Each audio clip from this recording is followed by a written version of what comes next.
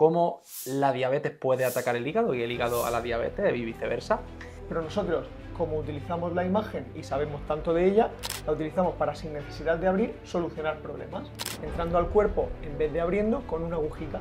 La resonancia no usa rayo, la ecografía no usa rayo, y ya no solo hacemos diagnóstico, hacemos también tratamiento gracias al intervencionismo. Lo más frecuente, yo la gran mayoría de hígados grasos que veo, la verdad es que se ven muchos, por desgracia, y cada vez más. La grasa en el hígado es muy fácil de ver, llama mucho la atención. La grasa en ecografía es muy blanca, es de color blanco brillante. Y en ese primer barrido, pues nosotros solemos escribir esteatosis, hígado graso leve, moderado, grave. Si es un poquito más blanco que el riñón, pues leve. Si ya empieza a ser y se nota que es blanco, moderado. Si ya es súper blanco, ya esteatosis grave.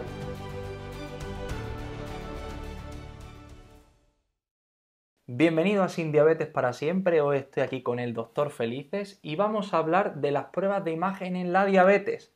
Cuando la diabetes se está complicando, cómo eso se puede ver con diferentes pruebas de imagen que al final el Dr. Felices nos va a comentar. Y sobre todo me gustaría centrarme, y hablaremos sobre todo de hecho en la primera parte del podcast, sobre cómo la diabetes puede atacar el hígado y el hígado a la diabetes y viceversa. Veremos cómo hay pruebas de imagen que pueden afectar a la salud arterial, ver cómo ésta se puede ir deteriorando y finalmente veremos también una serie de recomendaciones tanto de nutrición, ejercicio, etcétera, que el Dr. Felices también sabe un montón y nos va a contar cosas.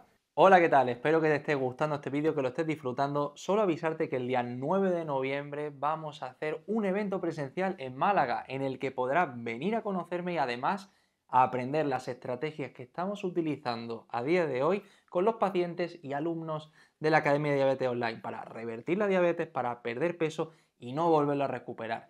Si quieres adquirir tu entrada con descuento especial hasta el día 1 de octubre, tienes toda la información en el enlace que te dejo en la descripción del vídeo. Te veo en el evento. Si eres de Málaga o de alrededores, te aseguro que es una experiencia que no vas a olvidar. Tienes la entrada en la descripción del vídeo y ahora sigue disfrutando. ¿Qué tal, José? ¿Cómo estás? Muy bien, Víctor. Muchas gracias por contar conmigo para tu podcast. Yo encantado de venir a compartir un poquito y ayudar a la gente a mejorar esa diabetes. Pues muy bien, José. Lo primero que me encantaría que nos comentaras es, primero, ¿qué es un radiólogo? ¿A qué te dedicas tú en tu día a día? ¿O qué sección de la radiología? ¿O cómo un radiólogo puede llegar a ver cosas en la diabetes? Cuéntame. Vale, pues mira, el radiólogo es el médico que se ha especializado, después de la carrera y de hacer el MIR y todo, se ha especializado en la interpretación de las imágenes diagnósticas. Es decir, cuando los técnicos de rayos utilizan las máquinas, ellos están también muy bien formados para obtener las imágenes, a nosotros nos llegan, las vemos en el despacho e interpretamos qué es lo que le está pasando al paciente. Pues esto puede ser por esto va a ser por esto, y lo hablamos con vosotros, con el médico peticionario normalmente, puede ser endocrino, puede ser cardiólogo, puede ser neumólogo, puede ser lo que sea, y le damos nuestra opinión de lo que está ocurriendo. Y llegamos ahí a esa conversación en la que llegamos a un acuerdo.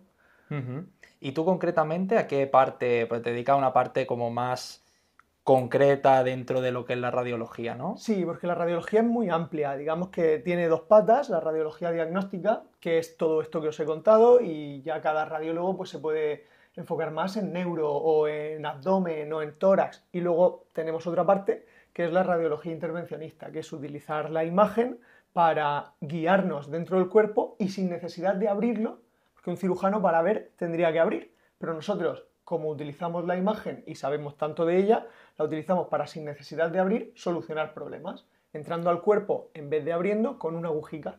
Pasamos de no tener que abrir a una agujica, estoy dentro, veo con la imagen y voy a solucionar el problema que la tecnología biomédica me permita. Y bueno, pues en la diabetes también tenemos ahí un buen rol. Sí, de eso hablaremos ahora, porque además, no, aunque yo puedo decir, vale, médico de los rayos X, pero no todas las pruebas realmente son rayos X, ¿no? Claro, de hecho, yo esto lo he contado mucho, yo creo que la especialidad ya no está bien llamada.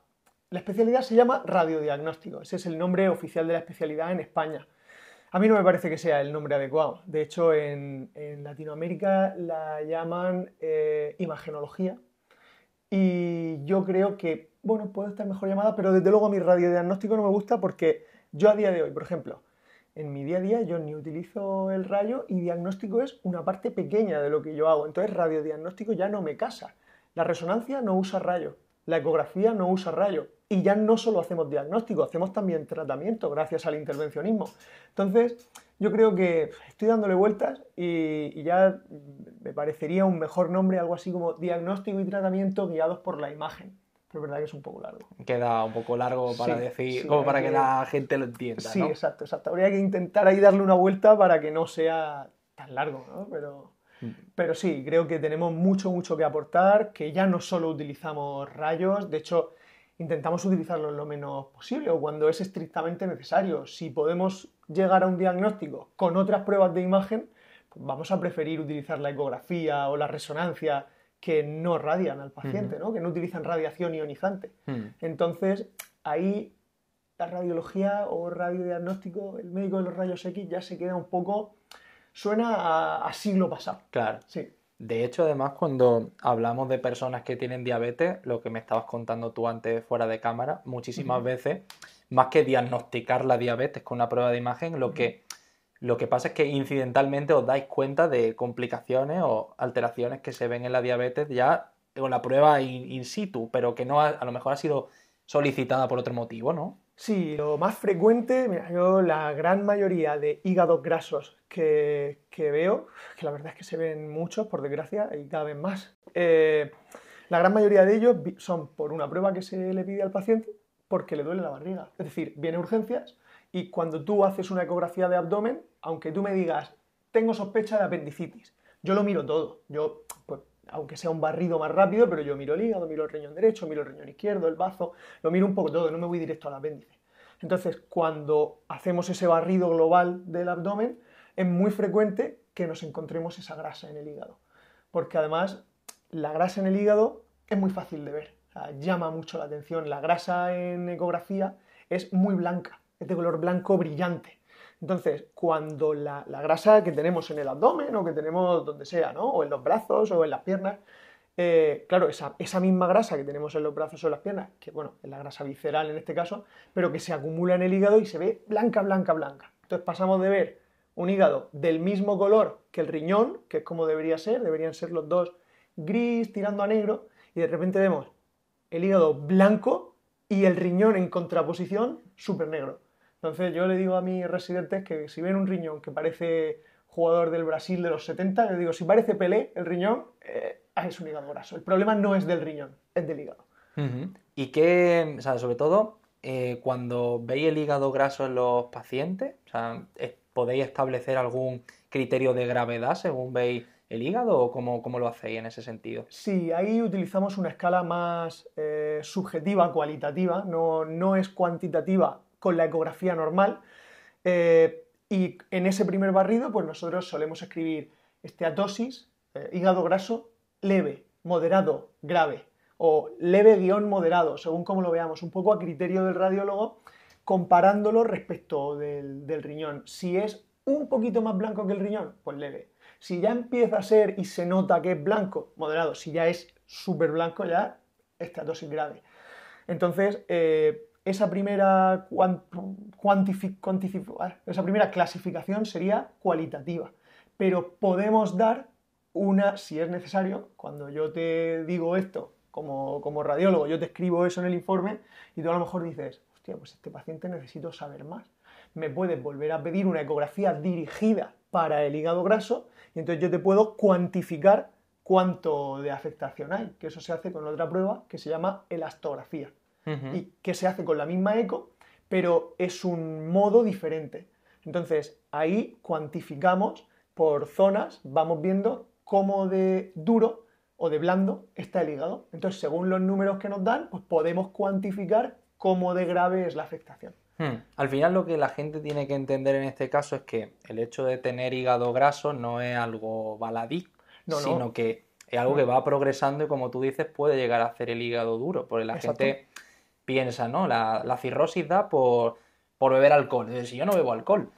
Y nada más lejos de la realidad. Muchas veces es simplemente por esa diabetes que se produce por ese acúmulo excesivo de grasa durante el paso de los años, yo lo llamo esto, para que la gente lo entienda, yo lo llamo la teoría del armario que explota. ¿Por qué? Porque tú imagínate, José, un armario, lo has pillado ya, Sí. pero la gente a lo mejor no lo ha captado todavía. Sí. O sea, tú imagínate el adipocito, la célula donde nosotros los michelines acumulamos la grasa, Sí. el adipocito yo digo que se queda un armario. Ese armario tú le metes ropa, le metes calcetines, le metes zapatos, le metes un montón de cosas y mientras todo entre y todo salga, todo va a estar en equilibrio bien. Pero ¿qué pasa si nosotros, yo qué sé, metemos un montón de camisetas? Pues que llegará un punto que el armario va a explotar. Sí. Y esa ropa al final no se podrá acumular en el armario, tendrá que irse al cuarto de los invitados, a la cocina, al salón donde estamos nosotros.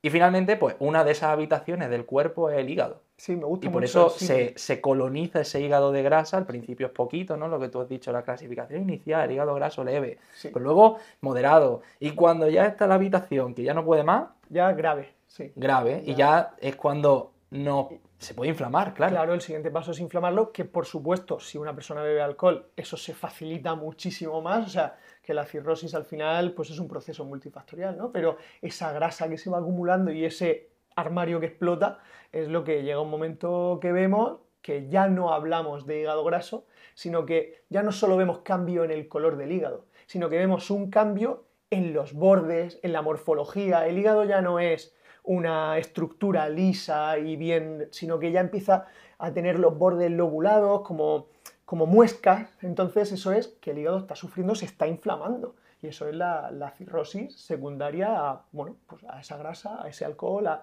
ese proceso multifactorial. Y el problema de la cirrosis, bueno, pues que como bien sabes y sabrá la gente que nos está escuchando, que el siguiente paso de la cirrosis es un cáncer de hígado. Claro, eso es lo que al final queremos haceros entender a la gente que nos está escuchando, que el hecho de tener diabetes empieza por ese acúmulo de grasa, pero luego también lo hablaremos luego. Hay otro cuarto de invitados, el hígado es un cuarto de invitados, pero hay más cuartos de invitados, ¿no? Está el páncreas, que de hecho si sobreacumula grasa en tu páncreas, cuando al final deja de producir insulina y te va subiendo la glucosa poco a poco. Pero también en los músculos, de hecho, también hay ecografía musculoesquelética, ¿no? Que ¿Sí? Puedes ver la grasa dentro de los músculos, ¿no? Sí, de hecho, bueno, en la grasa dentro de los músculos con la ecografía se ve muy bien y se puede cuantificar y de hecho en ciertos seguimientos pues se puede tomar el diámetro del músculo, a ver qué grosor es de músculo y qué grosor es de grasa en una persona. Tú puedes hacer un balance, coges un corte, por ejemplo, en el abdomen y puedes coger o en el cuádriceps, donde tú quieras, y puedes ver cuánta grasa hay de grosor desde la piel hasta el músculo y cuánto músculo hay. Sí. Y vemos que hay muchos pacientes que si no se toman las cosas en serio tienen un panículo de grasa más gordo que el músculo, cuando lo normal sería que el músculo fuese mucho más gordo que la grasa. O sea, cualquier persona que esté en forma va a tener una grasa que es fisiológica y normal y buena, pero luego el troncho es el músculo, no la grasa. Claro, es el armario. Claro. El armario normalmente tiene que ser más pequeño que lo que viene a ser el músculo, que no debería estar infiltrado de grasa. Exacto, de hecho, bueno, por terminar con la eco, antes de pasar a comentar una cosa de la resonancia, la grasa dificulta mucho la ecografía. Y a nosotros, una persona con mucha grasa, nos cuesta llegar a diagnósticos. Entonces, hay veces que estar gordo te va a impedir un diagnóstico, te va a dificultar que estés bien diagnosticado. Entonces, es muy importante concienciarte de esto para tu salud, no solo por cuidarte de manera directa, sino porque por la dificultad que supone a veces visualizar con la ecografía, que tiene una profundidad limitada, si tienes mucha grasa, igual yo no consigo ver bien tu apéndice o tu riñón y te está dificultando un diagnóstico, me lo pone a mí más difícil y por tanto te puede estar privando a ti de un diagnóstico certero. Es fundamental ahí tener un buen porcentaje de grasa para la ecografía.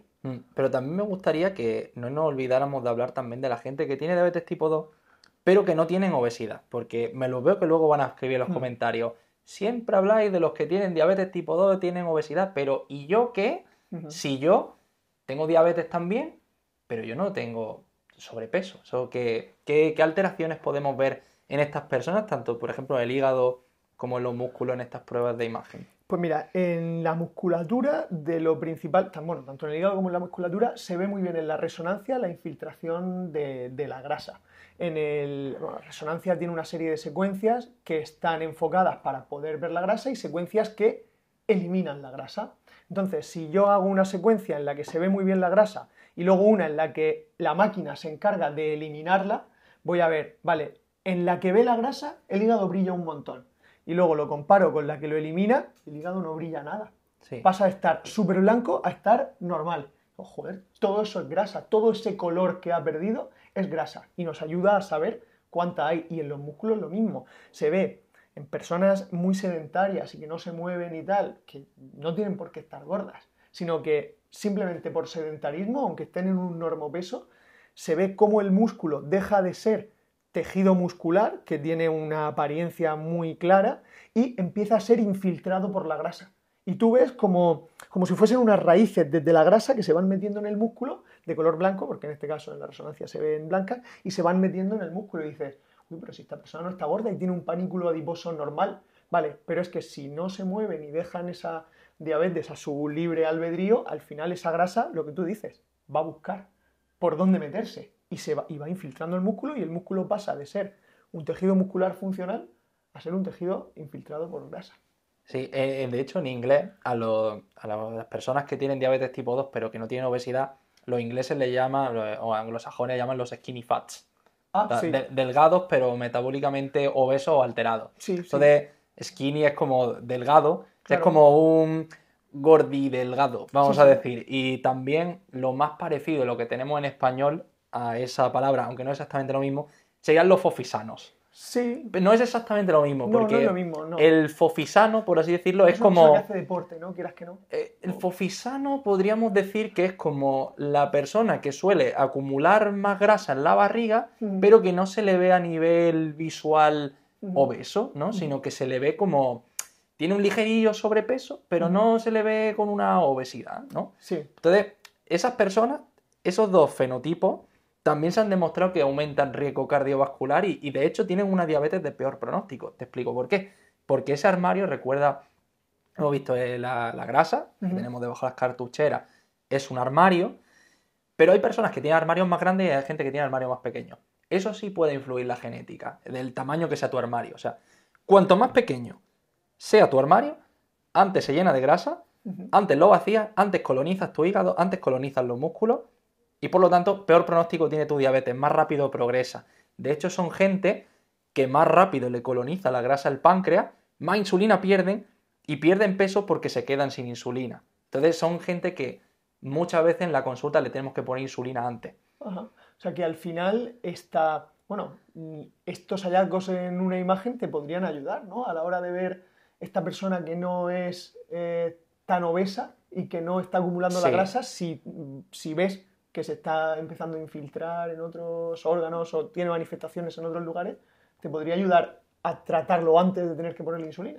Realmente lo que a nosotros nos dice si tenemos que poner insulina o no es la hemoglobina glicosilada. Eso lo vemos con la analítica, pero sí que es verdad que si vemos pruebas de imagen con hígado graso, si vemos que hay esteatosis muscular o mioesteatosis, que también se llama... Ya red flag, ¿no? Es bastante red flag, es como que no tienes músculo, tienes un hígado lleno de grasa, si no estás con insulina ya estás al borde de la insulina. Entonces, ¿qué pasa? Nosotros, por ejemplo, las personas que tienen obesidad, sí que muchas veces tenemos que usar análogos del GLP-1, o sea, el Ozempic, el Saxenda, todo eso, pero es lo que explico siempre, o sea, eso es una ayuda. Si no hay un cambio de hábitos como el que luego hablaremos, más tirando hacia las recomendaciones finales del vídeo, si no hay ese cambio de hábito del que hablaremos, se recupera el peso casi siempre. Y en las personas que son delgadas, pues no tiene mucho sentido, porque el problema no es tanto que haya una sobreingesta calórica que haga engordar, sino que la atrofia muscular hace que distribuyan más la grasa, por así decirlo. Y además la atrofia muscular lo que va a dificultar es una rehabilitación, es decir, volver a ser capaz de tener una función muscular como la que tenías antes. Es decir, que cuando das lugar a que ya haya una atrofia muscular, ya volver a recuperar ese tejido muscular funcional es más complicado. Claro, además son personas pues, que tienen más atrofia, suelen ser personas que con más torpeza de movimiento, pero al final no es lo mismo tener un músculo sano, que como es normal, como tú has dicho, que un músculo que está pues, como el jamón serrano, que Eso tiene es. ahí, Eso es, es eso como el es. jamón Sí, serrano, ¿no? sí. De hecho, en la resonancia se ve muy claro. Se ve el músculo de una persona joven o de alguna persona entrenada que lo ves ahí en la resonancia y lo ves sin vetas.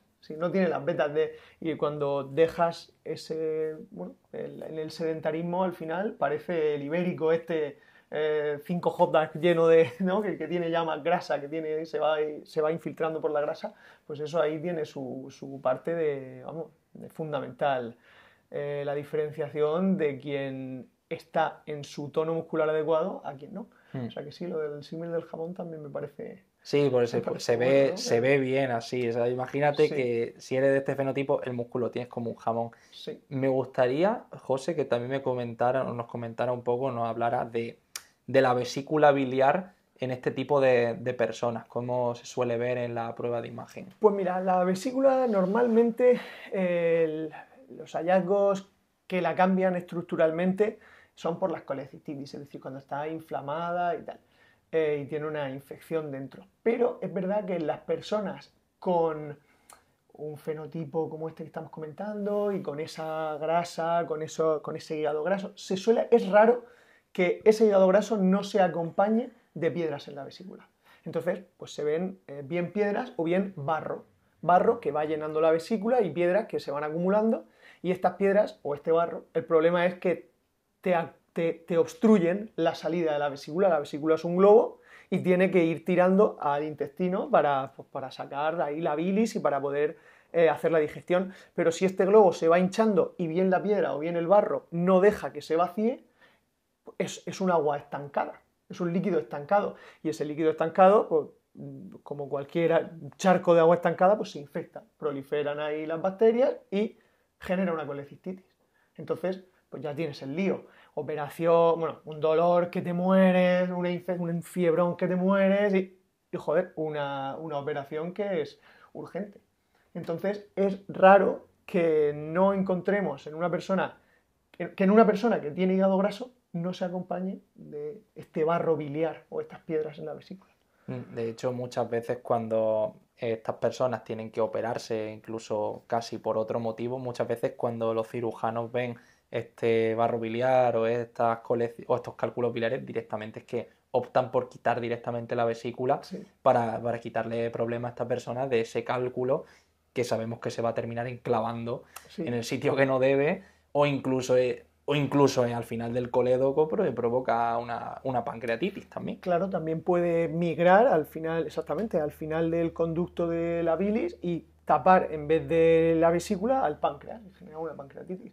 De hecho, hay una de las adjuntas de mi servicio, así, de las que ha sido mi maestra, que dice que muchas personas cuando teníamos dudas ahí, tiene colecistitis, no, y a lo mejor tiene una vesícula llena de piedras.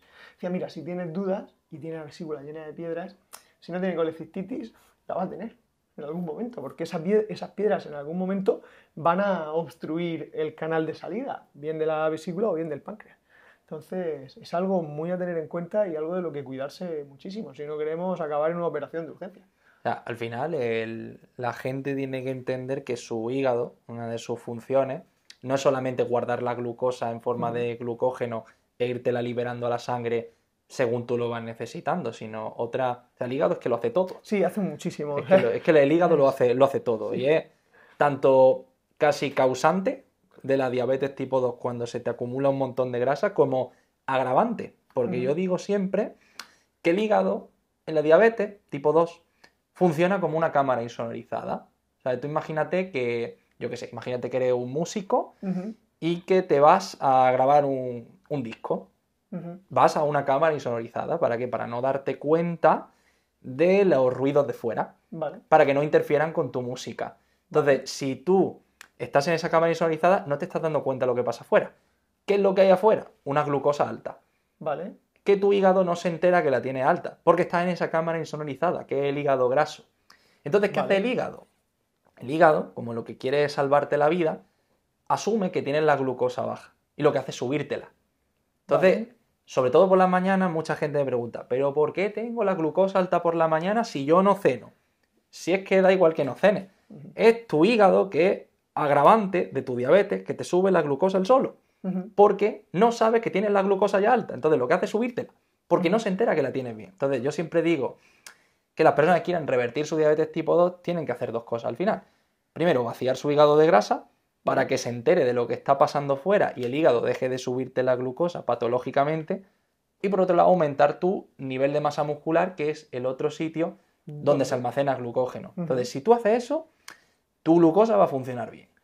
Si no, pues te pasará por lo que dice José, que tienes el hígado petado de grasa como un paté, es un foie gras. Tiene el hígado como un foie gras. Y completamente insonorizado, ¿no? Y completamente insonorizado. Entonces es factor causante y agravante. Yo digo que es el primo hermano de la diabetes. O sea, si tienes diabetes tipo 2 que no estás escuchando, en muy alta probabilidad tendrá hígado graso, muy probablemente. Sí, y de hecho una cosa muy interesante con la ecografía en este caso es que cuando ya tenemos el diagnóstico de hígado graso, para saber si el paciente está cumpliendo con el tratamiento, y una de las cosas también más gratificantes para ellos es cuando se repiten las ecografías y va mejorando ese hígado graso y pasas de tener un hígado graso que a lo mejor te hemos dicho, mira, moderado, pero ya no es leve, moderado o grave, es que voy a coger la imagen anterior y voy a decir, a ver qué diferencia, y voy a poner la imagen de diciembre de 2023, la voy a tener aquí. Digo, venga, te repito la ecografía en diciembre de 2024, y la tengo aquí, la tengo una en cada pantalla. Y digo, mira, es que aquí, fíjate, el hígado estaba mucho más blanco que el riñón, y ahora a lo mejor está un poquito más blanco, joder, han mejorado en un año. Y eso a los pacientes les encanta verlo. Que muchas veces lo visual les llama más la atención. Sí. Hoy he tenido una en la consulta que solamente por el hecho de que el médico del digestivo, que curiosamente le había pedido una prueba y le había diagnosticado el hígado graso, por lo que dijimos antes, se diagnostica muchas veces incidentalmente, pues le había dicho que tenía el hígado graso y la mujer pues, venía asustada. Y entonces decía, es que ya me he visto el hígado graso, ya yo no sabía que tenía prediabetes, yo no sabía que tenía nada, no sabía que tenía nada de eso. Pero ya me pongo a cambiar, ¿por qué? Pues porque ya lo he visto en una imagen. Y muchas veces el verlo en una imagen como que motiva a la gente para cambiar. Sí, yo creo que en ese caso, bueno, sí, lo que se ha dicho siempre, ¿no? De que una imagen vale más que 1000 palabras, ¿no? En este caso es que cuando la gente lo ve tan claro, dice, hostia, que eso es mi hígado y debería ser así. O sea, además que si le enseñas cómo es el normal, es que es muy espectacular. O sea, es que además como es una comparación tan cercana del hígado al riñón, es que, vamos, da miedo verlo en muchas ocasiones e incluso cuando ya ves los márgenes abollonados por ese prepaso a la cirrosis y tal, ya es tela.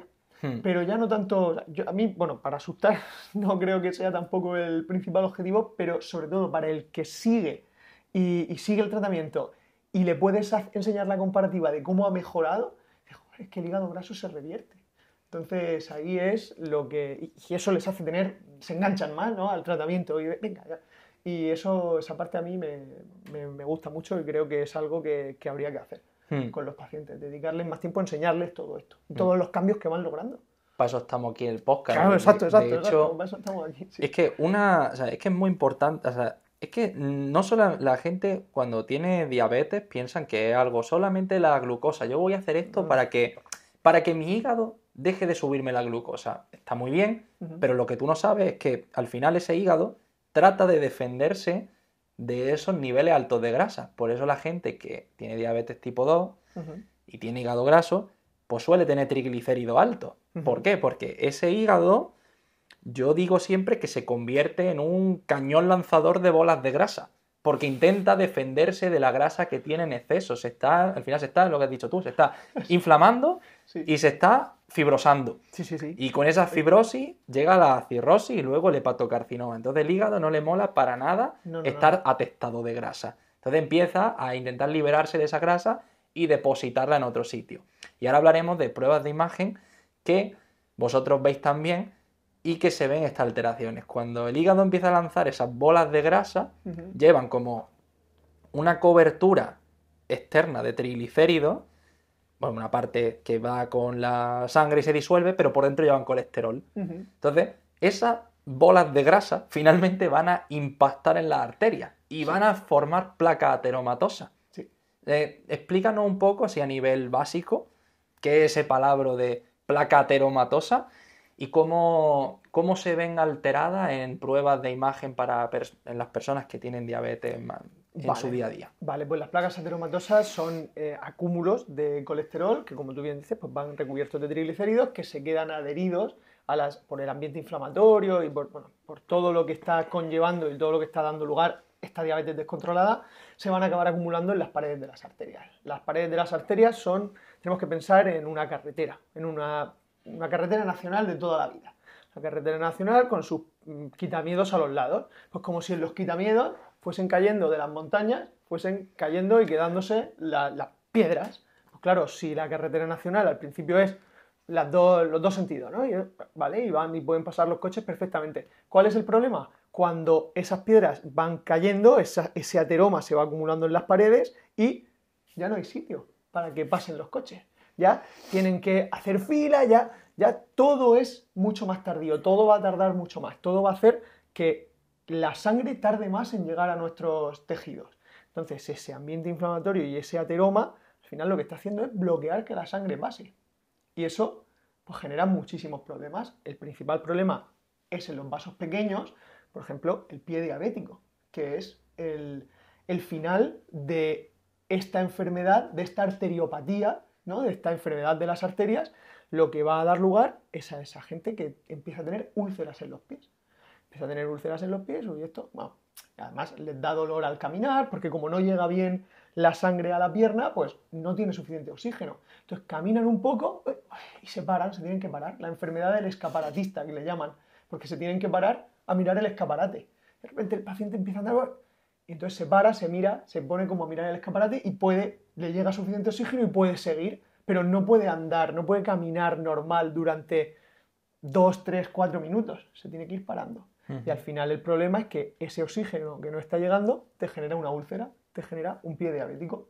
Y eso con la prueba de imagen se puede ver genial, porque se ve el acúmulo, el calcio, porque estas placas tienen colesterol y acumulan calcio también. Entonces el calcio en el TAC se ve genial. Entonces tú ves la arteria redondita y en su pared pues, ves un acúmulo de calcio y ves que la sangre no está pasando bien, pasa mucha menos. Vemos estenosis pues, del 50, del 60, incluso oclusiones completas, o sea que la sangre deja de pasar. Entonces, cuando deja de pasar, además, el problema es que, vale, han tapado la carretera nacional. ¿Por dónde tienes que ir? Por comarcales. Entonces, el cuerpo tira arterias pequeñitas, pero son arterias que no funcionan bien, que son, pues, no son la carretera por la que tiene que ir la sangre. Son carreteras secundarias, son arterias que no son las adecuadas. Entonces, eso a largo plazo pues, te puede hacer incluso que te amputen una pierna. Claro, claro. Y no nos interesa para nada. Y esto en el escáner se ve muy bien. Si hay dudas, el siguiente paso, bueno, lo primero se podría ver con la ecografía, porque con la ecografía ya tú ves la arteria y ves cómo se va acumulando. Con el escáner sería el siguiente paso, ¿no? Con el escáner con contraste. Y luego ya el último paso sería la arteriografía, en la que tú pinchas la arteria y metes el contraste para depitarla tal cual, o sea, para que se represente en todo su esplendor, que digamos. Y en ese caso, si nosotros vemos una zona en la que claramente hay mucha placa de colesterol, los radiólogos intervencionistas, se llega con un catéter y en el catéter, en la punta, hay un balón. Entonces se hincha el balón para que el colesterol se quede otra vez pegado. Digamos que si la arteria tenía que ser así y está siendo así, pues llegas con el catéter y el balón ¡pum! Y la abres. Y luego le pones un muellecito que se llama stent para que no vuelva a cerrarse. O sea que los radiólogos intervencionistas también ponen los stents en la arteria de los miembros inferiores para que llegue la sangre al final. Sí.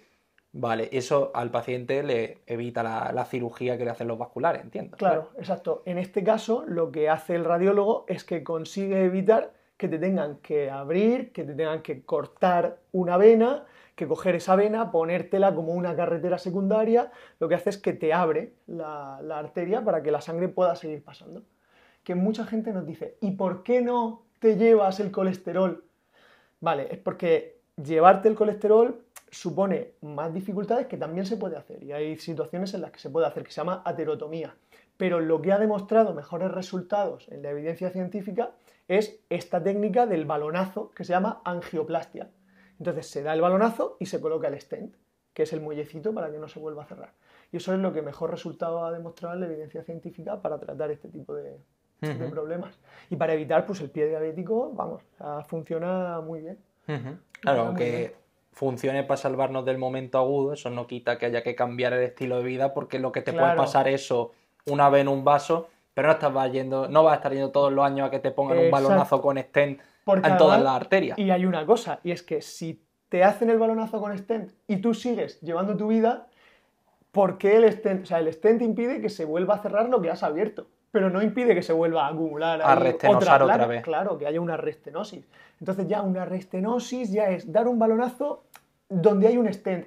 Ya no lo haces con tanta facilidad.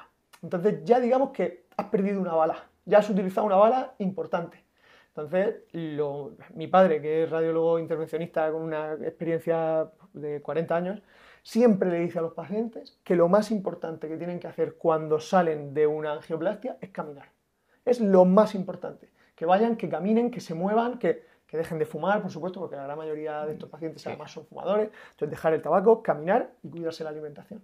Es lo que venimos comentando tantas veces, ¿no? Pero mi padre siempre les insiste muchísimo en caminar, porque además, claro, es una intervención en la que te pinchan, es mínimamente invasiva, porque esto solo se hace pinchando y te metes en la arteria a través de una aguja y metes el catéter y llegas al sitio. O sea, solo es pinchar. Pero mucha gente nos dice, muchos pacientes nos dicen, ay, es que me da miedo andar porque me habéis pinchado. Que no, que en cuanto puedas, en cuanto el paciente lo tolere, tiene que retomar ese caminar. Hombre, el primer día que salga del hospital no se puede pegar una hora caminando, pero oye, pues el primer día 20 minutos, el segundo 30, 40, e ir progresando, cuanto más después, mejor. Y una pregunta que me surge, ¿ese stent que le ponéis es fármaco-activo? O sea, quiere decir que, para que la gente lo entienda, ¿lleva algún fármaco ese stent en la recubierta para evitar la reestenosis? O sea, que se vuelva a estrechar el vaso y vuelva a no pasar bien la circulación. Hay stent fármacoactivos y stent no fármacoactivos, pero para el conocimiento general, sí, la gran mayoría de ellos son fármacoactivos y llevan un tratamiento en su recubierta para evitar, como tú bien has dicho, que haya una restenosis. Es decir, ya que se hace esta intervención, pues se intenta que el porcentaje de éxito sea lo más alto posible. Y la medicina no va a poner todo para ello, pero que la medicina lo ponga todo para ello no es suficiente. El paciente también tiene que poner de su parte. Entonces ahí lo que a mí me parece fundamental es concienciar al paciente de que si la medicina ha puesto todos sus esfuerzos en conseguir que no pierda la pierna, que pueda seguir caminando, que el paciente ponga de su parte, en este caso. Y la gran mayoría lo hace, inmensa mayoría. Entonces, si imagínate, tenemos una persona que tiene diabetes, que de repente empieza con estos síntomas de me voy a caminar, me empieza a doler en la parte de detrás de la pierna, en la pantorrilla.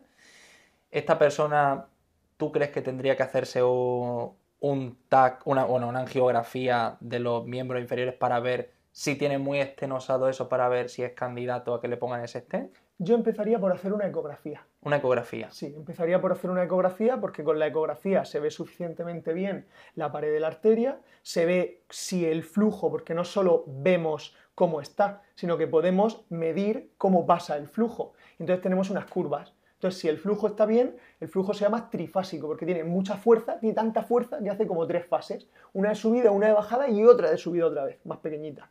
Pero cuando empieza a haber mucho colesterol, el flujo pasa de ser trifásico, de tener mucha fuerza, a ser monofásico. Y empieza a ser así. Uf. En vez de ser ¡pum! Lo que hace es... Así que va sin fuerza. Exacto, va sin fuerza. Y eso es porque está tan ocupado, pues eso, los coches no pueden pasar. Cuando los coches pasan por la carretera, que se oye fium, fium, fium. Si tienen que pararse y empezar a meterse entre las piedras, ¿no? Lo que en vez de escuchar el fium, fium, fium, tú lo que vas a escuchar es... Pues es un poco lo que pasa con el flujo, exactamente igual. Claro. Y eso lo podemos ver con una ecografía. Entonces yo diría que es el primer paso. Si la ecografía nos hace ver que las arterias de la pierna están complicadas, se podría hacer el angiotac, o si hay previsión de que necesite tratamiento porque el paciente está mal, directamente a la arteriografía. Y en la arteriografía lo bueno que tiene es que es diagnóstica, pero también te sirve para hacer el tratamiento. Porque ya que estás en ese acto y ya que tienes la arteria pinchada, pues tú metes el contraste, haces la arteriografía y después ya metes tu guía, llegas con tu catéter al sitio y ya puedes hacer el balonazo. Claro, al final tenemos que tener en cuenta que la gente que tiene diabetes, que la controla mal y que a largo plazo aparecen complicaciones, estamos hablando de las que son macrovasculares. Quiere decir que esto lo Sí, vemos en un gran vaso. Entonces, en un sí. gran vaso como los de los miembros inferiores se pueden ver bien. Pero, por ejemplo, ¿qué pruebas son las que solés utilizar si, por ejemplo, el paciente, yo qué sé, pues tiene alto riesgo de ictus, por ejemplo, la de los troncos supraórticos ahí, ¿qué utilizáis? También ecografía. También ecografía, Sí, ¿no? para los troncos supraórticos es exactamente lo mismo que hemos explicado para los miembros inferiores, pero en los troncos supraórticos, los que van a la cabeza, también se utiliza la ecografía. Si ya tienes indicios de que pueda estar pasando algo en la cabeza, igual tienes el angiotac, que lo puedes utilizar perfectamente porque con el angiotac con contraste se ven los vasos de la cabeza muy bien, incluso los pequeñitos, y los más pequeñitos no, pero es verdad que los principales sí que se ven suficientemente bien, y los principales te digo, los que irrigan los grandes vasos de la cabeza, ¿no? Los importantes, esos se ven perfectamente. Y si no, ya el siguiente paso sería la arteriografía, y estamos en lo mismo. Con esa arteriografía puede ser diagnóstica y terapéutica. Porque también puedes poner un stent o Ahí cómo. no se hace tanto el tema de stent, que también en los vasos de la cabeza sí que se chupa el trombo. O sea que ahí en esos casos sí que los vasos de la cabeza sí que tienden más a quitar el trombo, pero Sí. los de las piernas poner stent. Exacto, porque los vasos de la cabeza, como son tan pequeñitos, son más frágiles, entonces no es lo mismo dar un balonazo que chupar el trombo. Dar el balonazo es más riesgoso que en la pierna. Entonces sí que se utiliza un chupatrombos, que se llama, y se lleva. Y eso se utiliza muchísimo cuando hay un ictus. Claro, los códigos En ictus. los códigos ictus, sí. En los códigos ictus normalmente es porque hay un trombo que puede haberse generado por, normalmente es eso, personas con malos hábitos y diabetes o bueno, síndromes metabólicos muy mal controlados, que al final, pues ese colesterol te tapa, te acaba tapando la arteria que irriga la zona de hablar y te quedas sin hablar. Claro, Y, sí, coño, esto. y el paciente que ayer hablaba, ahora no habla. Se ha despertado esta mañana y no habla. ¿Qué pasa? Pues, joder, es un trombo que le ha tapado la arteria de hablar. Pues llegamos al sitio y chupas, con el catéter chupas el trombico. Ujú, O sea que, y también funcionan muy bien, claro. ujú. Y con me acuerdo, estaba rotando en las consultas de neurología, allí después de los ictus miran las arterias carótidas a ver si tienen mucha Sí, placa exacto. y según, si no recuerdo mal, según si hacen mucha obstrucción del vaso, o sea, lo mismo, o sea, Eso es. ahí los vasculares se meten a operar también, si no recuerdo mal. Sí, O sí. vosotros hacéis algo desde la radiología. También se puede hacer desde la radiología, también se hace tratamiento, porque el tema de los vasos de la cabeza no suelen ser tanto por acumulación de placas de colesterol en los vasos de la cabeza, sino por acumulación de placas de colesterol en las carótidas, en el bulbo carotidio que se llama, que es el lugar donde la carótida común, que es la que viene por el cuello, se separa en carótida interna, que va al cerebro, y carótida externa, que va a la cara. Entonces, en el punto en el que se separa la carótida común en interna y externa, ahí se acumula mucho colesterol. Entonces, ¿qué ocurre? Que cuando se acumula colesterol ahí, esa placa se puede soltar, se puede liberar. Entonces, si se suelta un trocito, ¿a dónde va? A los vasos de la cabeza. Claro. Y ahí es cuando te tapa y te produce un ictus. Por eso es tan agudo, ¿no? El ictus. Y no es un fenómeno tan... Bueno, es un fenómeno crónico de la acumulación que estás teniendo debido a ese síndrome metabólico mal controlado, esa diabetes mal controlada, ese colesterol que se te está acumulando en los bulbos carotidios. Pero el día que una placa dice de soltarse, un poco de colesterol dice de soltarse, ¿a dónde va? Joder, va un vaso de la cabeza. Sí, Y te tapa la arteria de hablar o la arteria de mover la pierna derecha. Claro. Y te quedas... ¿Sabes? Al final yo lo que quiero que la gente hile con este podcast es que si tienen ese hígado graso, al final ese hígado le está lanzando bolas de grasa a la sangre que se están pegando contra el quitamiedos de la carretera, Sí. que se llama endotelio, es Sí. la cobertura interna del vaso, es el quitamiedos de la carretera, Exacto. lo están rompiendo, lo están partiendo y se están ahí acumulando como las piedras esas que se acumulan al lado de la carretera. Si a eso le sumamos tener una glucosa alta, un doble daño. Tenemos el daño de la bola de grasa que te lanza el hígado y el de la glucosa que no puede entrar al hígado ni al músculo porque lo tiene repleto de grasa. Junto con la inflamación que está habiendo, que es como yo digo, que es como los antidisturbios que vienen ahí a pegar palos Exacto.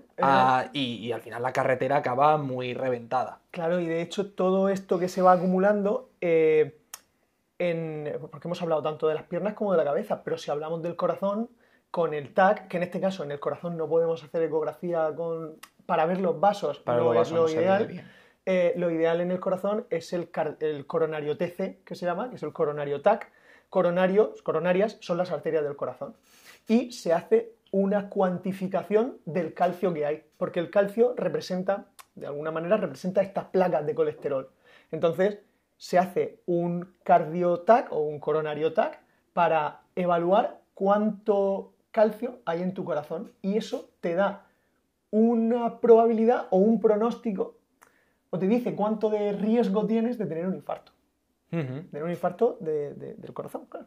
Normalmente lo que suelen hacer las personas que tienen ya una cardiopatía isquémica establecida, es decir, que ya han dañado mucho las arterias del corazón, al final, complicaciones macrovasculares de la diabetes, las cardiopatías isquémicas, o sea, que las carreteras fastidiadas sean las del corazón, claro. Enfermedad cerebrovascular, que las carreteras fastidiadas sean de la cabeza. Grandes vasos de aquí o los de la cabeza, o arteriopatía periférica, que es la de las propias piernas. Sí. Entonces, hablando del corazón, normalmente el cardiólogo suele hacer una... ¿cómo se llama la prueba? Una coronariografía. Una coronariografía te mete por dentro el contraste, te ve las arterias por dentro y el cardiólogo ahí te dice, vale, tienes una cardiopatía isquémica más grave, menos grave, la arteria está taponada en un tanto por ciento, merece la pena ponerle un stent. La pregunta es, ¿en qué punto un cardiólogo, por ejemplo, una especialidad que se puede comunicar mucho con vosotros ahí, ¿en qué punto un cardiólogo a vosotros os puede pedir un cardiotac o una arteriografía de estas arterias en que no puedan llegar con esa coronariografía? Vale, es que aquí hay un punto en el que la cardio y la radiología comparten. El intervencionismo, y sobre todo el intervencionismo vascular, es lo mismo. O sea, el que hace el cardiólogo y el que hace un radiólogo vascular intervencionista, las técnicas, todo es igual. El material. En intravaso, claro. Todo es igual. La diferencia es que el cardiólogo lo hace en el corazón porque el corazón tiene no porque el radiólogo no sepa hacerlo técnicamente, pues te diría que puede ser incluso... No sabría decirte cuál es más sencillo porque la verdad es que tampoco he tocado en el corazón, pero en este caso tú tienes las dos técnicas que son iguales, bien en la cabeza, bien en las piernas o bien en el corazón, es igual, pero el cardiólogo hace la del corazón por las complicaciones que puede tener. Es decir, una complicación cardíaca, un radiólogo tendría que formarse en ello, probablemente sería capaz de asumirlo, pero lo lógico es que lo asuma el cardiólogo porque está acostumbrado a tratar con este tipo de pacientes. De hecho, en las de neuro, en mi hospital, por ejemplo, hay 2 personas en el servicio de neuroradiología intervencionista que son neurólogos. Es decir, que tienen una formación sobre neurología para poder aportar su punto de vista. Pues en el caso de los cardiólogos lo asumen ellos por la particularidad y la complejidad de las complicaciones y del funcionamiento del corazón. Pero ellos en este caso, las técnicas de intervencionismo las asumen por su lado. De hecho, esa subespecialidad en su caso son hemodinamistas, que es como se llama, y ellos se dedican a esto. Y a nosotros nos suelen pedir los coronario TAC, el TAC de coronarias, bien como estudio previo para ver si merece la pena para hacer esa cuantificación o, bueno, pues como seguimientos para no tener que estar pinchando al paciente constantemente, porque claro, es mucho menos invasivo un coronario TAC, aunque la coronariografía y el intervencionismo sea muy poco invasivo, pero ya tienes que estar pinchando al paciente. En cambio, con un escáner, hombre, le tienes que meter contraste por la vena, pero es como sacar sangre, ¿sabes? Es lo mismo que pinchar para sacar sangre, pero en este caso es para meter contraste. Entonces es mucho más rápido, mucho más accesible. Pero ahí, pues sí, hacemos equipo, digamos. Es como para seguimiento de ver hasta qué punto esta persona tiene como las arterias obstruidas o no, o si ha sido efectivo el tratamiento del stent, ¿no? Por así decirlo. Sí. Vale. Entonces, vosotros en ese TAC, por ejemplo, digamos que evaluáis el calcio que hay acumulado después de que se depositen esas piedras detrás del quitamiedos, por así decirlo, ¿no? Y no solo eso, sino cuánta sangre está consiguiendo pasar a través de ellos. Y si hay alguna que no consigue pasar la sangre o si está haciendo colaterales. Es decir, te da una idea muy buena del estado del corazón o del estado de las coronarias, ¿no? En este caso. Pero del corazón, porque al final las coronarias son las que le dan de beber al corazón.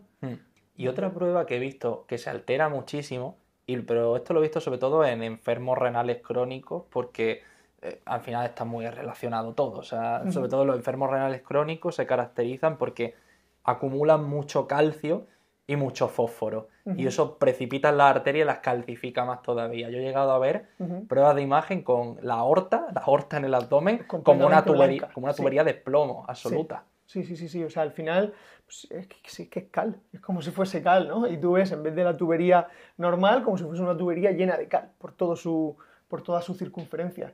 Y bueno, sí, el tema de los pacientes con nefropatía crónica, también es verdad que muchos de ellos llegan a eso pues porque... También han tenido diabetes, claro, es que la diabetes, una complicación microvascular en este caso de la diabetes, es la nefropatía diabética. Exacto. Es una de las... Los vasos pequeñitos, ¿no? Que en este caso los del riñón pues ya son más chiquititos y se afectan antes, son los primeros en afectárselo. Esos vasos, cuanto más pequeños, antes se afectan en la diabetes. O sea que al final sí que tenéis bastante cabida porque si ponéis el stent en las personas que tienen arteriopatía periférica en las piernas o podéis sacar el propio coágulo, tanto si están dando un ictus como si está teniendo problemas de obstrucción aquí, porque supongo que también dependerá del centro que se decida que se opere el vascular o que le... Sí, depende del centro, de la experiencia que haya, de la experiencia intervencionista que haya, depende de muchas cosas. Depende de muchas cosas que en estos casos no depende de los pacientes. Claro, y también el tema del corazón, normalmente viene el cardiólogo, el hemodinamista, pone el stent normalmente. Eso es. Claro. Sí. Aunque en el seguimiento encarguéis vosotros en ese sentido. Claro, en el seguimiento nosotros tenemos mucho que aportar y mucho que ayudar a conseguir que el paciente sepa si está yendo bien, si está yendo mal, si está cambiando lo suficiente sus hábitos, si se lo tiene que tomar más en serio. Entonces, digamos que somos un buen chivato, ¿no? De qué está pasando, de si el paciente verdaderamente está cumpliendo o no, o si le está yendo bien, si no. Sí, porque muchas veces se ve en la analítica, sí, tiene usted la glucosa alta, los triglicéridos altos, el colesterol alto, las transaminasas altas, el ácido úrico alto, y un montón de cosas, pero la persona muchas veces no hila que todo puede venir de un mismo origen. Digo, al final le digo, mira, la navaja de Ockham. La navaja de Ockham dice que la explicación más simple normalmente es la más verdadera. O sea, que tú tengas ese hígado graso, que tengas ese músculo lleno de grasa, generalmente esa explicación simple explica toda la complejidad que tú tienes por ahí liada. Sí, de hecho ahí yo creo que todo esto que dices de cuando tú le dices a un paciente tienen los triglicéridos altos, el ácido úrico, claro, el paciente dice, vale, yo tengo todo esto alto, pero ¿en qué me está repercutiendo? Pero si tú le dices con una prueba de imagen, mira, esta carretera que tendría que funcionar de doble dirección, tiene una. Se tienen que turnar los coches para pasar, no está pasando tu sangre. ¿Lo ves? Se ve claramente. Lo ve con la... Se ve muy claro. Y aún así, ¿tú opinas que toda la gente que tiene diabetes se debería hacer una prueba de imagen? ¿O qué opinas tú de eso, más a nivel personal tú? A nivel personal yo creo que el seguimiento clínico es lo fundamental y es ver si le está dando alguna repercusión al paciente y en ese caso, si el médico peticionario lo considera, si el médico que está siguiendo a esta persona lo considera que nosotros tenemos algo que decir, pues que se nos haga esa interconsulta, que no deja de ser una petición a radiología. Oye, que necesito ver esto, necesito saber esto. Entonces, yo si tuviese dudas, antes que hacerme una prueba de imagen, primero me tomaría las cosas en serio. Creo que antes de... La ecografía no te va a curar, te puede decir y te puede ayudar a concienciarte, pero esa concienciación es cosa tuya. Entonces, si yo tuviese una duda, si a nivel personal, a mí, a mi padre, a mi madre, a mi abuelo, a mi abuela, tiene una situación en la que hay una duda de que la diabetes le pueda estar, o que sus hábitos de vida le puedan estar repercutiendo, no necesitas una prueba de imagen. Lo que necesitas es tomar partido, es ponerte a solucionar lo que sabes, o lo que tu médico te dice que tienes que hacer. La ecografía pues, puede ser un buen revulsivo, pero en muchos casos podríamos evitarla si el paciente toma conciencia. Sí, al final son pruebas que están ahí para apoyar un diagnóstico, una complicación de algo, pero... Son pruebas complementarias. Pero no son curativas, o sea, no existe un TAC que te cure, ni existe una resonancia que te cure, ni existe una ecografía que te cure. Exacto, y tener que llegar a las pruebas en las que nosotros curamos es que ya estás muy jodido. Claro. Es decir, a mí no me gustaría tumbarme en una mesa y mirar para arriba y que haya un radiólogo. No, No me gustaría. no mola. No me gustaría, porque claro, eso significa que si me está tratando un radiólogo es que ya estoy jodido. O sea, no deja de ser pues una alternativa a la cirugía. Pero aunque sea mucho menos invasiva que la cirugía, es algo que quizá en otro contexto o en otros años se solucionaba con cirugía. Y nadie quiere verse en una mesa y abrir los ojos y ver un cirujano. Entonces es una cosa muy parecida. Hay que tomar partido antes de que eso ocurra. Ujú. Y antes de comentar un poco esos hábitos, cuáles serían los que tú te centrarías, ¿existe alguna otra prueba de imagen que pueda estar diciéndonos que hay un empeoramiento de la diabetes? ¿Alguna otra prueba que vosotros veáis en el día a día? Pues mira, más pruebas de imagen, bueno, hemos estado comentando las tres grandes que utilizamos nosotros en nuestro día a día, que es la eco, la resonancia y el TAC. Hemos citado un poquito de la elastografía, esta manera de decirte con número cómo de afectado está el hígado graso. Y si tuviese que citar alguna más, porque mi tesis es de esto, es la ecografía oftálmica, la del ojo, porque, bueno, en esos vasos pequeñitos que se afectan, que hemos estado diciendo, ¿no? De las piernas, de la cabeza, del riñón, los vasos del ojo también se afectan. Y uno de los problemas principales que puede generar la diabetes en el ojo es el desprendimiento de retina. Es decir, que la retina, que es la capa que nos forma la imagen, se separe y se desprenda. Entonces, nosotros con la ecografía oftálmica también podemos ver si esta retina tiene probabilidad de desprenderse o no, o cómo está, o incluso si está desprendida, aunque bueno, si está desprendida el paciente deja de ver. Entonces, normalmente no es que lo veamos incidentalmente. A nosotros lo que nos piden mucho los oftalmólogos es, oye, que no podemos ver bien el fondo de ojo porque tiene mucha sangre el ojo o porque tiene una catarata y necesitamos saber si el paciente tiene la retina desprendida o no, porque si el paciente tiene la retina desprendida, para que no pierda la visión hay que operarlo rápido. Esta diabetes al final te puede llevar a quedarte ciego. Entonces, con la ecografía lo que vemos, y se ve muy bien, y ahí es donde está mi línea de tesis, en decir si el paciente tiene un desprendimiento de retina o no con la ecografía. Y eso yo creo que es una aportación muy buena y muy chula que estamos haciendo también. Sí, al final la conclusión que quiero que se lleve la gente del tema de las pruebas de imagen es que si te sirven para concienciarte de que lo que tienes no es simplemente unos números en un papel, sino que son órganos que de verdad se están alterando y de eso te sirve para, digamos, motivarte y sacarte del atolladero, podrían ser un buen revulsivo para que tú salgas de ahí, pero no pienses que solamente por hacerte la prueba ya vas a cambiar. Exacto. Lo que tenemos que dar es un paso más allá, que qué hábitos propondrías tú, o sea, cuáles serían los que la gente a nivel usuario básico podría empezar a hacer desde hoy mismo.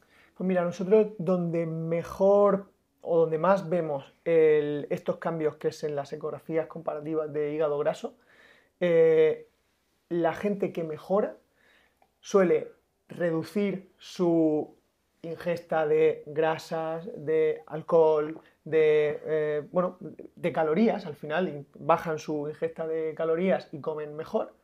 Los que salen a caminar se nota muchísimo, porque no solo se nota en el hígado, sino que en los miembros inferiores, si les haces la eco de las piernas, también vas a ver que ese flujo vuelve a ser fuerte.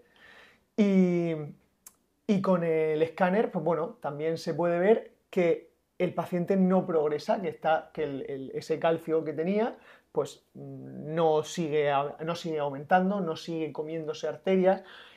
Con la resonancia, yo sí he visto casos de gente que ha empezado a entrenar, a hacer entrenamiento de fuerza, y esos músculos que empezaban a infiltrarse por la grasa y esa esteatosis, ¿no? Ahí en el músculo revierte y empieza a volver a haber tejido muscular funcionante. Entonces, yo creo que las bases, los pilares están ahí, en una alimentación adecuada, en moverse un mínimo al día, que lo de los 10.000 pasos es una buena aproximación, y hacer entrenamiento de fuerza. Cuantas más veces a la semana se pueda, mejor. Yo creo que un mínimo de 2-3 está muy bien como objetivo y luego para mantener, porque luego yo creo que la vida te va pidiendo. Una vez que empiezas 2, que empiezas 3, Ya el cuerpo te pide otra, ¿no? Y te pide cada vez más.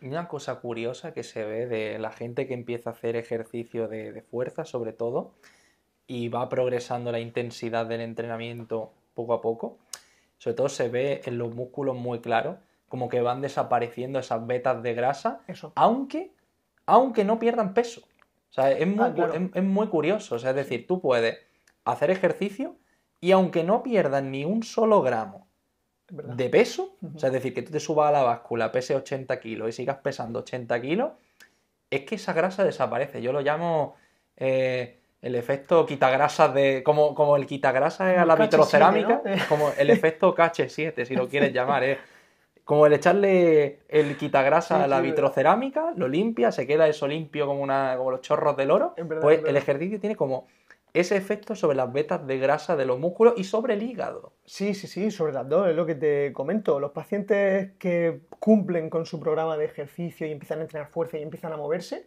cuando vuelven, esos hígados han mejorado, esos músculos han mejorado. Y yo creo que mantienen el peso, bueno, siempre se ha dicho, ¿no? Que el músculo pesa más que la grasa.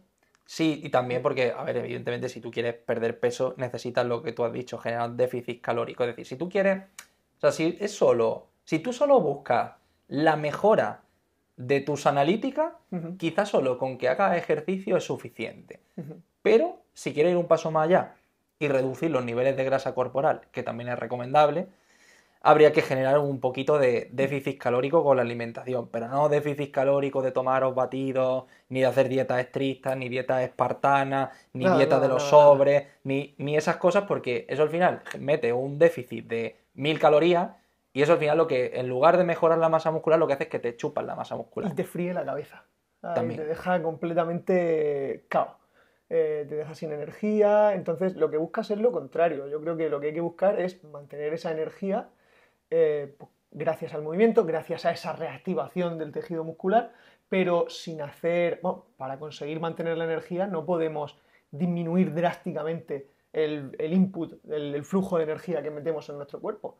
Entonces, yo creo que está en ir encontrando un término medio, algo que te permita darte un poquito de flexibilidad, ir haciendo pequeños cambios, ir adaptándote a esos nuevos cambios y no pensarlo como algo a realizar en los próximos 3 meses. Es algo a ir haciendo pequeñas victorias para mantenerlas a lo largo del tiempo durante toda mi vida. Ujú. No, no ahora me voy a pegar y voy a estar aquí 3 meses puteado para... Porque pasan esos 3 meses en los que lo has pasado fatal y vuelves exactamente a lo mismo de antes. Y O con ello peor. viene la reganancia del Claro, peso claro, o, claro, claro. o el empeoramiento muscular, etcétera. Claro, y entonces la desmotivación, y es todo lo contrario, es pequeñas victorias, es ir haciendo pequeñas victorias. Y cuando te establezcas en tu victoria, si al final es pues ir avanzando posiciones, como si fuese un ejército, ir avanzando. No, no pueden, si tú estás en tu ejército y estás en Almería, no puedes decir, venga, lo primero que voy a hacer es conquistar China. No, primero tendrás que conquistar Murcia. Pues eso, pequeñas conquistas, pequeños pasitos. Y cuando estés establecido en Murcia, venga, pues ahora Alicante. O sea, poco a poco, poco a poco. Yo creo que eso es una muy buena manera de enfocarlo. Venga, he dado este paso. Joder, ya me encuentro bien, lo tengo interiorizado en mi vida. Mi familia lo acepta, mi vida lo acepta. Voy a por el siguiente. Poco a poco, poco a Ujú. poco. Y es mucho mejor. Poco a poco hay una frase que me encanta, que es que lo perfecto es enemigo de lo bueno.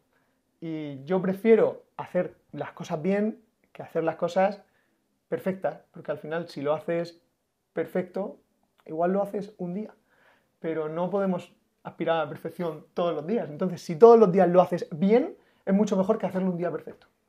Ujú. O sea, yo lo digo siempre, por ejemplo, si alguien se va al primer vídeo que subí en YouTube y lo compara con este que estamos haciendo tú y yo hoy, Dicen lo mismo, ¿no? claro, sería, al final, ese vídeo a lo mejor sería hace 6 años, pero si Sí, tú lo comparas con este de ahora, no tiene nada que ver, pero eso la gente parece que ve este vídeo, te has sacado ahí un vídeo guapísimo, con un radiólogo de la Risaca que es el mejor que hay, pero para llegar ahí ha habido sí, un proceso previo de no hacer las cosas perfectas y tratar de hacerlas un poquito mejor cada vez. claro. Entonces, si tú te planteas eso a 6 años vista, o incluso antes, o sea, es que es imposible que al final no vea resultados. Claro, claro, yo ahí, bueno, cuando yo me imagino cómo empezaste tú, pues oye, igual no te imaginabas dentro de 6 años tener una infraestructura como la que tienes montada, en la que, es decir, sería mucho más pequeñas victorias a pequeñas victorias y ni siquiera mirando a largo plazo, a disfrutar la victoria de hoy. Claro. Yo creo que eso es un muy buen mensaje que transmitir, de voy a hacer una pequeña victoria y voy a disfrutar la victoria de hoy.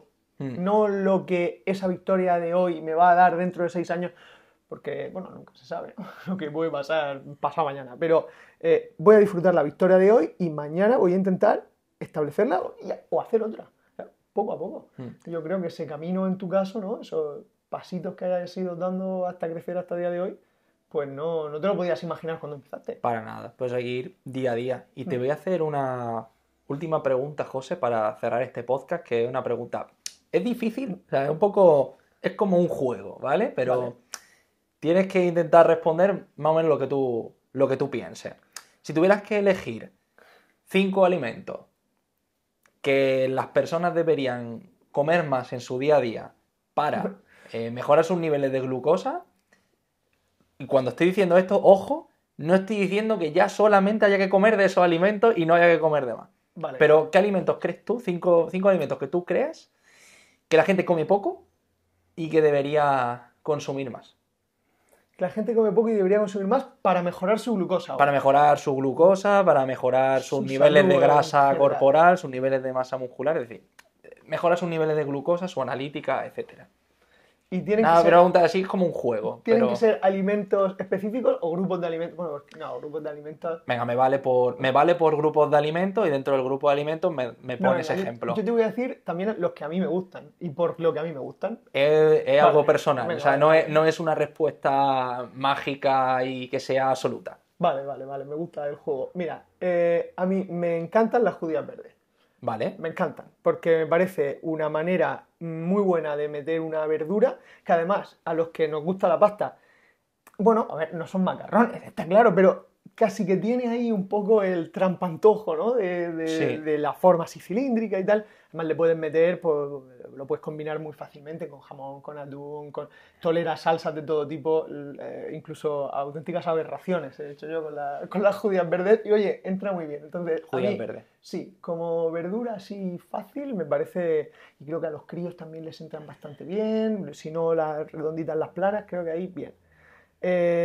Luego, a mí el melón me encanta, el melón y la sandía, creo que no puedo diferenciarlos.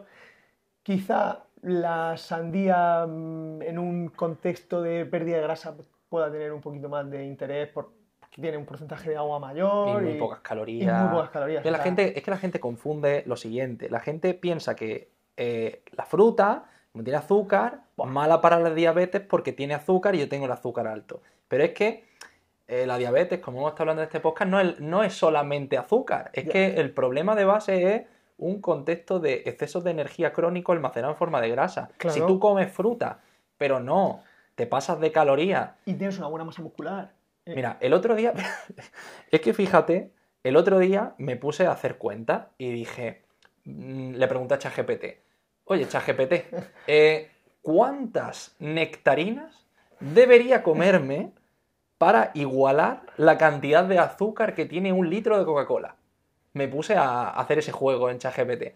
¿A que no sabes cuántas nectarinas tendría que comerme para consumir la misma fructosa o el mismo azúcar que tiene un litro de Coca-Cola? Mira, un litro de Coca-Cola tendrá unos 350 gramos de azúcar. No, tiene 100. Tiene 100 nada más. Un litro, por lo menos la respuesta que me dio ChatGPT, un litro de Coca-Cola, 100 gramos de azúcar. Pues entre 20 y 25 nectarinas. 15. Vale, me he ido por lo alto. Entre 12 y 15. Según lo grandes que sean las nectarinas. Claro, suponiendo que son nectarinas de 150 gramos. Vale. Entonces, tú imagínate comerte 15 nectarinas. O sea, ya, bueno. Respecto a un litro de Coca-Cola, un litro de Coca-Cola te lo bebes en 4 sorbos. Bueno, 4 sorbos no, pero en 4 tragos. Claro, 15 nectarinas y además, después de comerte 15 nectarinas, acabar el día en superávit calórico. Claro, es decir, consumir más calorías. Tú imaginas después de 15 nectarinas, tío, pues, ¿cómo estás? No, pues ni de coña. Claro, igual que después de media sandía. O sea, es que como si te terminas de comer y te quedas con hambre, empieza a comer sandía. Ya verás cuando lleves media como no puedes ni moverte, o sea, que no te puedes ni levantar de la silla. Entonces, y ahí te habrás comido, no sé, cuántos gramos de azúcar a lo mejor en media sandía, que 20. Tanto de frutas para la diabetes, Muy bien, muy buenas, bien. pero tú Sí. te quedas con sandía y melón, ¿no? Entonces Sí, me gustan mucho. Luego, tenemos judías verdes, sandía, sí. melón. ¿Qué Sí. dos más alimentos nos quedamos? Pues mira, me encantan los mejillones, me encantan. Mejillones, Y, fuente sí, de hierro, me parecen- proteína. Me parecen brutales porque además, si los cocinas bien y los haces con cariño, porque además tampoco hace falta comprar los que hoy día hay unos preparados que va el mejillón ya pelado y tal, pero bueno, que si no, luego también es muy fácil pelarlos y a los críos les divierte un montón, porque el tema de la concha y tal, al final se lo pasan bien con esto, ¿no? De la cáscara. Y creo que son un alimento también excelente, muy bajo en calorías, alto en proteína, fuente de hierro buenísima y a mí me encantan. Ujú. Y para terminar, pues me quedaría con, no sabría decirte si la lenteja o el garbanzo, Muy buena ambas. pero cualquiera de los dos porque creo que le dan un plus a las ensaladas. Yo los utilizo más que en guisos, me gusta utilizarlos en ensaladas, Sí. con lechuga, tomate, maíz, atún y garbanzo o lenteja. A mí personalmente, esto ya es opinión personal, me gusta más el garbanzo porque me sacia más Sí. y me resulta más difícil de comer o más, bueno, al final te hace comer más despacio y ser un poquito más consciente de lo que estás comiendo. La lenteja entra mejor o entra más rápido, pero yo creo que eso ya va también en Te hace cuestión de masticar preferencia. menos, por así Sí, te decirlo. hace masticar menos, sí, pero venga, sí, si me tengo que quedar con uno, me quedo con el garbanzo por preferencia personal. Muy Así que bien. ese sería mi top 5. De hecho, a mí me encantan las ensaladas de legumbres. O sea, mi comida a la hora del almuerzo siempre es una legumbre, que bien puede ser lenteja, garbanzo, alubia, la que sea, con verdura y un poco de queso picado, muchas veces. Esa es mi comida. Muy bien, a mí eso me encanta. Y de hecho, yo estuve un tiempo que tomé menos legumbres, pues la verdad que no sé bien, no hubo un motivo.